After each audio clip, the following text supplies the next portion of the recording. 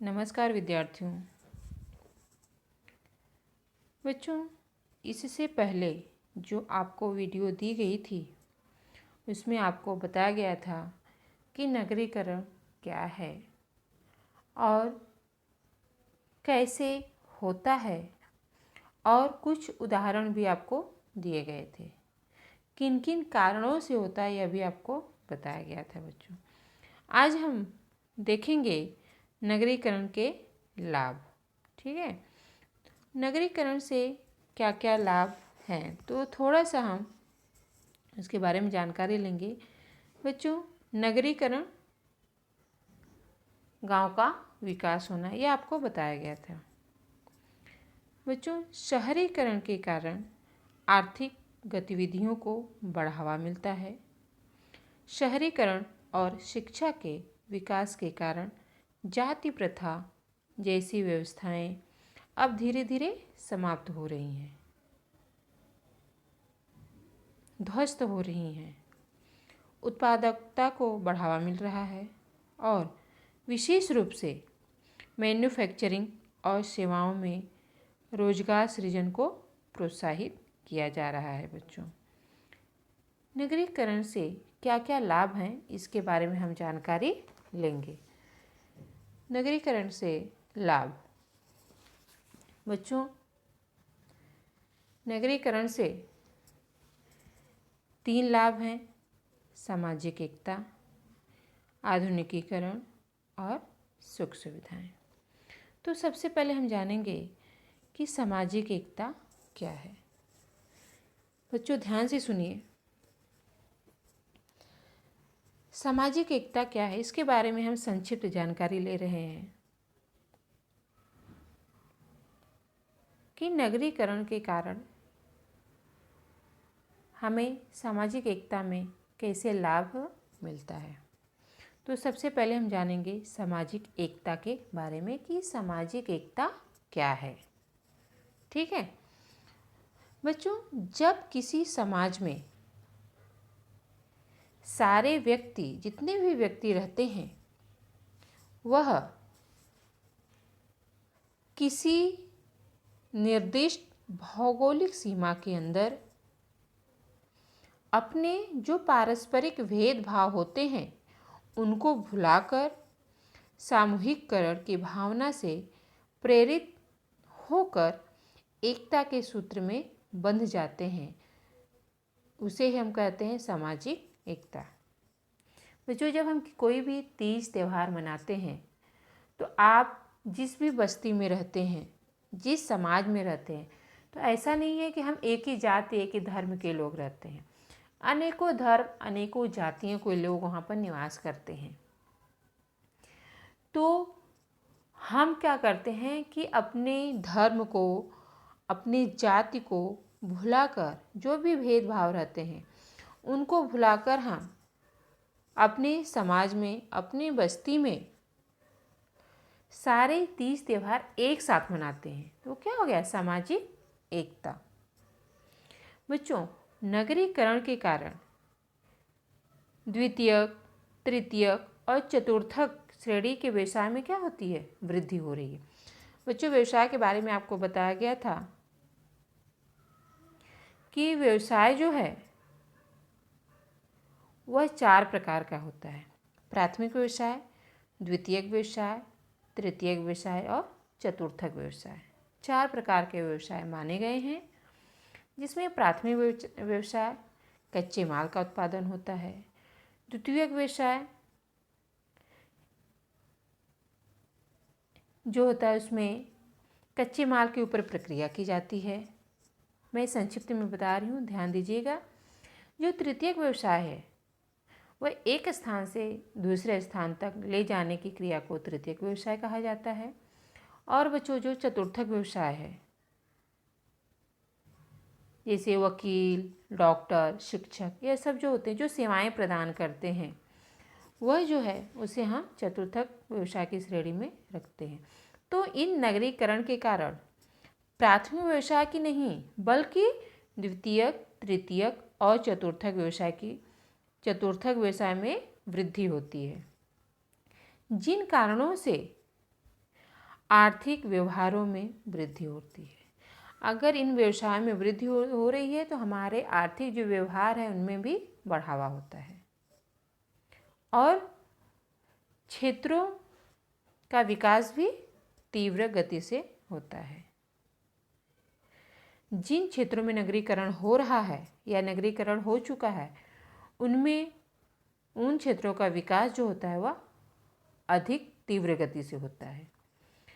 अनेकों प्रकार के प्रदेशों से आने वाले लोगों के एकत्रित रहने से शहरों में सांस्कृतिक और सामाजिक रूढ़ि परंपराओं का आदान प्रदान होता है बच्चों। जैसे इससे पहले आपको बताया गया कि हम अनेक धर्मों अनेक जातियों के लोग रहते हैं, लेकिन आपने भी ध्यान दिया होगा कि हम धीरे धीरे क्या करते हैं, दूसरे धर्मों के त्योहारों को भी जानने लगे हैं, उनकी संस्कृति को भी पहचानने लगे हैं कि इनका पहनावा क्या है, इनका भोजन क्या है, इनके तीज त्यौहार कैसे होते हैं, यह सब हमें दिखने लगा है और इन परंपराओं का आदान प्रदान भी होता है। और हम महाराष्ट्र में रहते हुए लगभग सभी त्योहारों का एंजॉय लेते हैं, सभी त्योहारों को मनाने लगे हैं, ठीक है ना। इससे सामाजिक एकता बढ़ती है, सामाजिक एकता का निर्माण होता है बच्चों। आगे बढ़ते हैं। आधुनिकीकरण बच्चों, आधुनिकीकरण क्या है, संक्षिप्त में इसके बारे में जानकारी लेते हैं कि बच्चों जो आधुनिकीकरण है ना वह परिवर्तन की एक प्रक्रिया है। हम पहले क्या थे, आज क्या हैं और कल क्या होंगे, यही क्या है, आधुनिकीकरण। बच्चों पहले हम चॉक से लिखते थे, कक्षा 1 में पढ़ते थे, 2 में पढ़ते थे, हम चॉक से लिखते थे, लेकिन अब हम वही पहले कक्षा के बच्चे जो हैं, दूसरी कक्षा के बच्चे वो पेंसिल से लिख रहे हैं। हम फाउंटेन पेन से लिखते थे, स्याही का उपयोग करते थे लिखने में, लेकिन आज हम किसका उपयोग कर रहे हैं, पेन का उपयोग कर रहे हैं। और कुछ दिनों में हो सकता है कि पेन पेंसिल की आवश्यकता ही नहीं पड़े, हमारी सारी पढ़ाई जो है वह कंप्यूटर पे हो।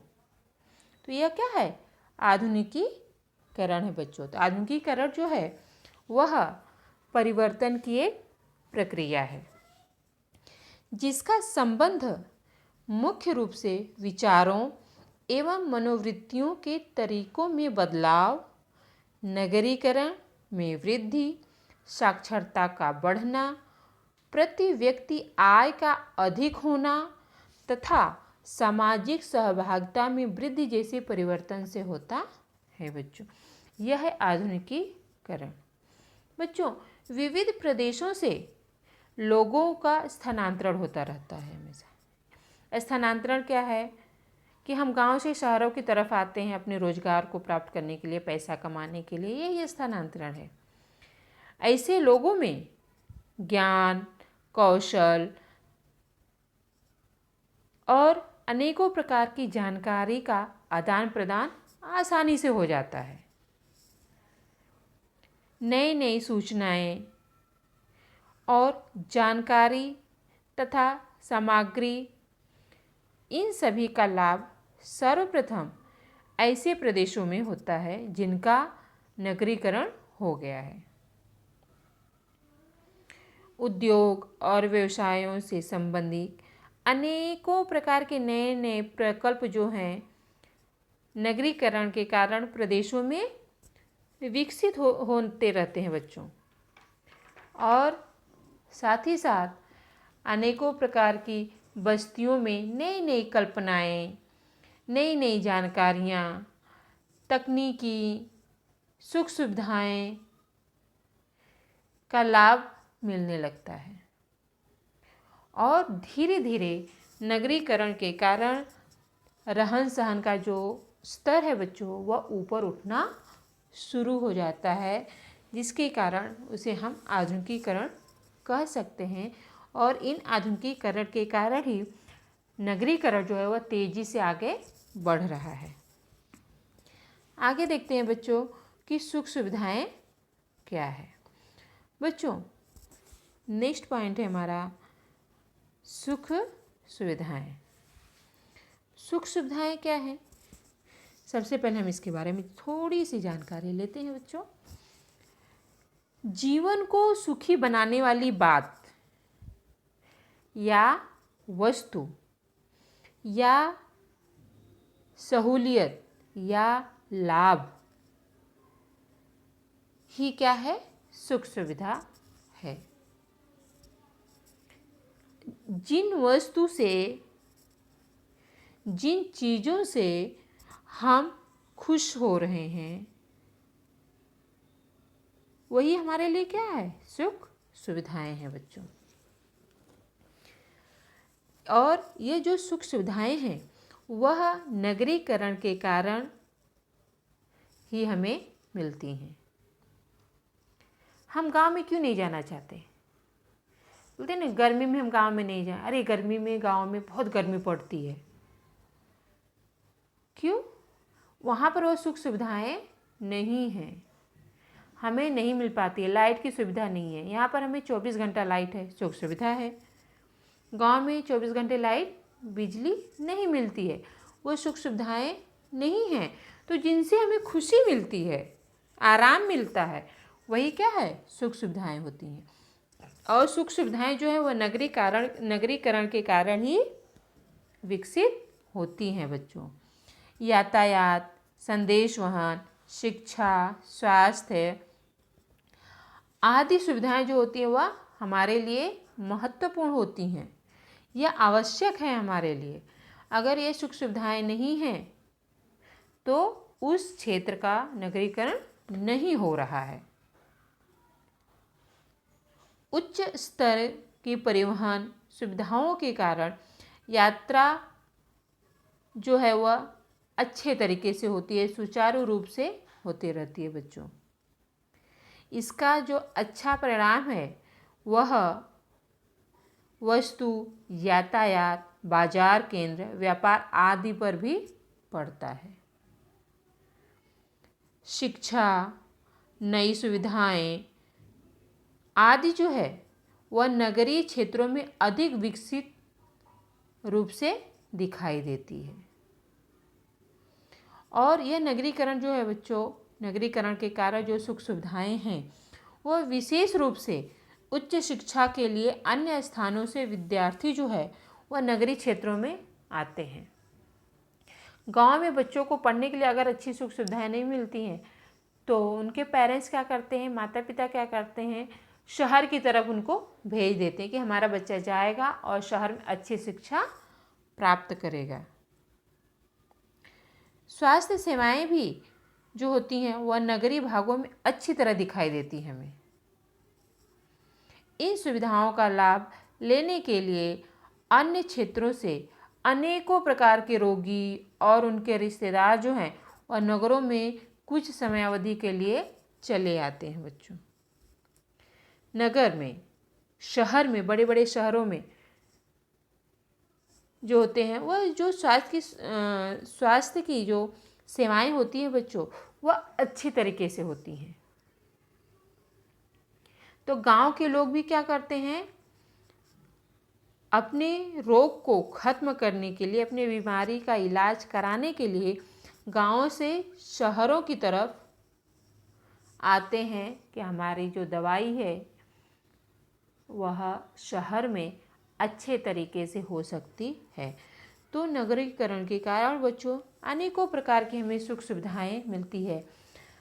शिक्षा की सुविधा मिल जाएगी आपको, यातायात की सुविधा, आप शहर से कहीं भी जा सकते हैं। जो गांव में यातायात की सुविधा नहीं मिलती है, सड़क नहीं है, रोड नहीं है, तो नगरीकरण के कारण बच्चों हमें अनेकों प्रकार की सुविधाएं मिलती हैं।